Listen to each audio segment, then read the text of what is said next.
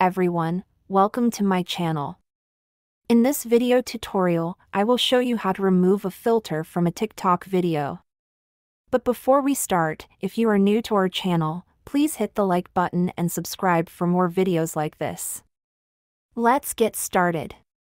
Firstly, make sure that you have updated TikTok to the latest version. Head over to your device's App Store, search for TikTok, and update the app to the latest version. Once it is updated, open the app. To remove a filter from a TikTok video, you need to first add an effect or filter. Tap on the plus button to add a video and then tap on the effects button. Choose the effect that you want to add and record the video.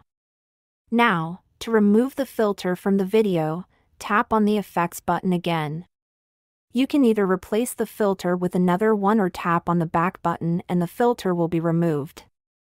Once you have removed the filter, tap on the check button at the bottom right-hand side of the screen to save the changes. That's it. This is how you remove a filter from a TikTok video. I hope this video was helpful. If it was, please leave a like and hit the subscribe button for more videos like this. If you have any questions, queries or doubts, please leave them down in the comment section. Thank you for watching, and I'll see you soon in our next video.